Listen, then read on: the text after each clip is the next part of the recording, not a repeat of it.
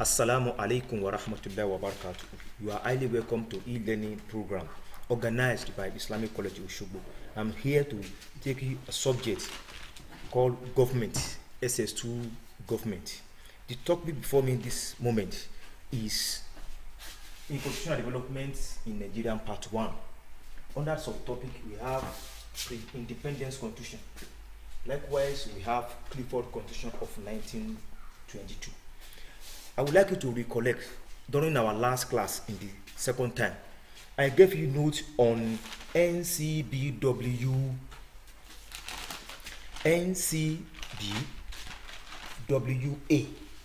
That is what?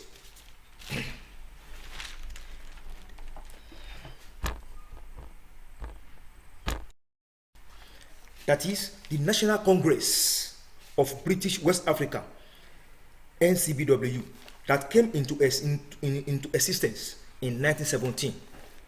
The group was formed by the intellectuals from British West African countries of Gold Coast, that's Ghana nowadays, including Nigeria, Gambia, and Sierra Leone. It was formed by a lawyer from Gold Coast in person of Casely Efford, a lawyer that graduated from Oxford University that studied political law, and the headquarters of the union is at Accra in Ghana. The main objectives of the Congress was to unite nationalists from these countries in their demand for independence.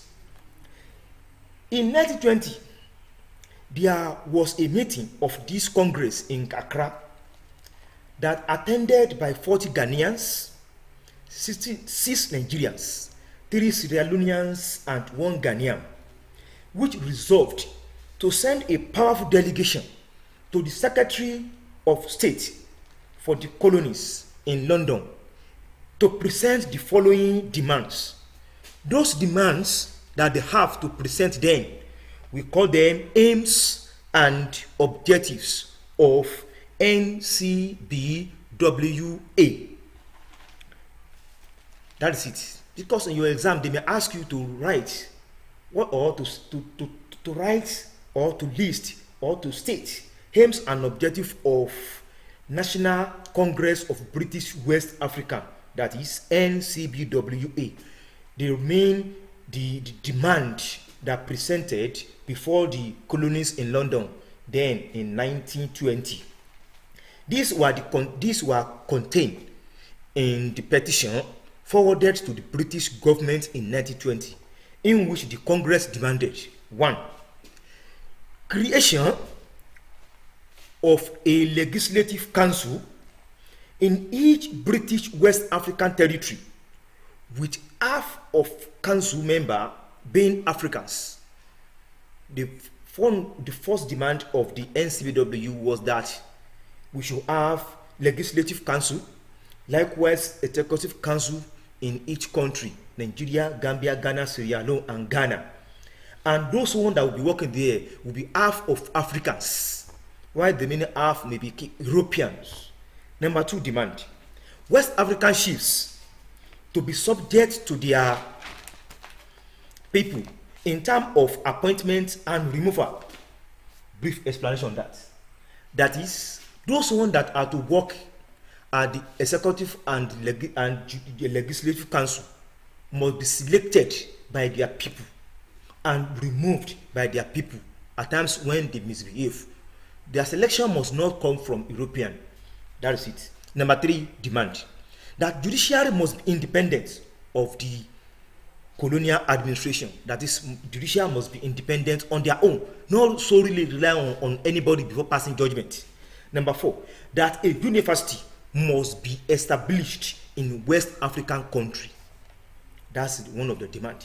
Number 5, the proposed legislative council should have complete control on revenue and expenditure. That we are matured enough to realize the money we need to use in the country, and also know how to spend it ourselves. And number 6, introduction of the franchise or elective principle must be done in each African countries. Number 7, there must be equal opportunity between white and black in the colonial services. I told you in the previous class that there is also called, if white is working in another in the government council and black are also working there with the same level of qualification, white will be earning more than that of the black that are working together in the same office, despite the fact that they have the same qualification of education. That one must be eradicated. Number 8, majority of Africans should be in municipal council. That is, majority of Africans must also be working at the city. That is municipal council. Also, number 9, the appointment of African judge and a clearer separation of judiciary from the colonial administration must be well done. The last one I have in my notes that will be copied also on this platform is that the establishment of West African House of Assembly comprising member of the Legislative Council and 6 other financial representatives were elected by the people to control revenue and expenditure of African countries. That is it. Now, all these ones were presented to the colony. Then, to the colony, all these ones were presented to the colony. At the end, the delegation was snubbed by the colonial secretary in person of Lord Mena. By so doing, they came back home like that, without achieving anything. However, in spite of the criticism, the governor then in Nigeria was called Sir Hugh Clifford. He then abolished the Nigerian Council of 1914 and introduced a constitution that embraced the election of Nigeria to council, as well as some of other democratic principles. That was the rudiment, that was the introduction, beginning of the Clifford Constitution in Nigeria. Therefore, let's move down to the subtopic, the other subtopic here. We call it Clifford Constitution of 1922. In summary, in 1922, Clifford Constitution was named after the then of Nigerian governor in person of Sir Hugh Clifford. It seems to be a response to the 1920 NCBWA demand for the elective principles in West African country. Now, let's move down to Nigeria in particular. Now, the likely future. When we say future, my dear students, you really understand what future is. We mean description. We mean characteristics that made you to understand or to differentiate one thing from another. So the future of Clifford Constitution of 1922 are the following. And I would like you to follow me strictly, because the future will really assist you to differentiate between Clifford Constitution to that of Richard Constitution. So by so doing, you will not mislead at all.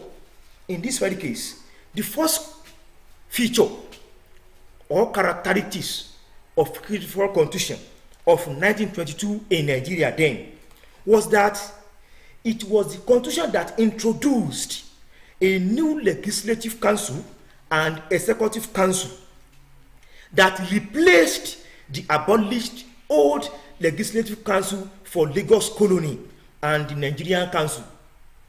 And that was very clear to you. In a nutshell, it was the constitution that introduced new legislative and executive council to replace that of Nigerian council of 1914. That's what you are saying. Number 2 feature of constitution of 1992 by Clifford was that it introduced elective principle, in which it increased the political agitation and awakening the spirit of nationalism in Nigeria till today. Elective principle we are using in Nigeria today established or introduced since 1922 by Clifford then.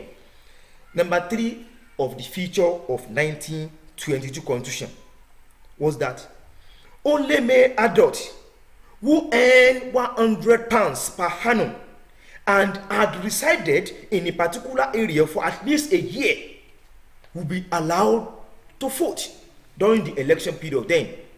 Number 4, except from finance, the jurisdiction of the new legislative council was limited to the southern provinces, I mean southern provinces, and the colony of Lagos, which was not extended to the northern provinces. Can you see the feature now? This feature actually tell us one of the disadvantages of Clifford Constitution. When you get there, I will refer you back to this place. You will really know that it started differentiating Nigerians. It divided us into three. It rules Lagos colony and southern provinces together, different that of the what of northern provinces. Can you see the difference now? Number 5, the legislative council composed of 46 members, and 27 of them, including the governor, being British, regarded as official members. 19 others were regarded as non-official, out of whom we have 10 Nigerians, including 3 elected to represent Lagos and 1 to represent Calabar, while 15 of these non-official members were Nigerian, and non-Nigerians nominated by governor to represent various commercial and mining interesting places. Now, let's quickly go to the merit, or we call it importance of a Clifford Constitution of 1922 in Nigeria. 1. Clifford Constitution was the one that introduced elective principle that we are using up to today in Nigeria to us. Number 2, the Constitution established a new elective executive council for the whole country, apart from that of the 1914 Nigerian Council. Number 3, it was first constitution in Nigeria that forming a basis for future constitutions. That's why most of the constitution we are enacting in Nigeria form their basis right from 1922 Constitution of Clifford. That's why most of our constitution, you can see the traces of 1922 in them. That is achievement of a Clifford Constitution. Number 5, the Constitution of 1922 encouraged political activities in the Southern Protectorate and Lagos colony, which resulted to the formation of many political parties that agitating and awakening the nationalist movement in Nigeria that led to the independence in 1960. Number 6, this constitution in particular also encouraged the establishment of newspapers such as Lagos Daily News and West African Pilot then. Number 7, when we are talking of importance of Clifford Constitution, we should not forget this, that it was the constitution that is up to date, the longest lasting constitution in Nigeria. You may come across it in your forthcoming examination that which constitution is the longest lasting constitution in Nigeria. The correct answer to the question is the Constitution of 1922 or Clifford Constitution in Nigeria. Let's quickly go to the demerit of the Constitution. Number 1, the Constitution actually vested too much power in the governor, including the power to single-handedly legislate for the North. Can you see now? That was not our agreement. It divided us. It also has too much power that whatever we discuss, it can rubbish them. You can say, this is my own opinion, and you must follow. You have no option. Number 2, disadvantages or weaknesses of Clifford Constitution. It allowed the Legislative Council to be dominated by Europeans. Can you see? Formerly, we said the executive and legislature must be established, and half of the workers that will be there must be half of Africans. That is 50-50s between Africans and Europeans. Here now, majority of people that are working there are Europeans. That's why we count it as the weaknesses of the Clifford Constitution of 1922. Number 3, it limited Nigerians to being only non-officials, as a result of which they could not be in any executive council. Can you see? Number 4, the constitution disenfranchised majority of Nigerians by limiting voting rights to only male adults that is earning at least 100 pounds per annum and had resided in a particular year, in a particular place for a year. That was not our agreement. It disenfranchised majority of Nigerians to take part in the governance of their country. Number 5, of the weaknesses of Clifford Constitution was that the Constitution isolated northern Nigerian and therefore formalized a northern-southern dichotomy which is still present up to today. Therefore, my dear students, I would like you to pay special attention to me again. I would like to summarize the weaknesses of Clifford Constitution will be the one that will lead to the formation of Richard Constitution. The weakness of Richard will be the one that will lead to the establishment of a McPherson Constitution. That of weaknesses of McPherson will be the one that introduced the Lee Tooting Constitution. It's now left to you to understand critically those weaknesses and notice those of advantages. From there, you will have no problem while discussing this constitutional development we have in the independence constitution in Nigeria. My dear students, I would like to give you assignment. The assignment says that you are to state 5 major changes introduced in Nigeria by the Clifford Constitution of 1922. Assalamu alaikum wa rahmatullahi wa barakatuh.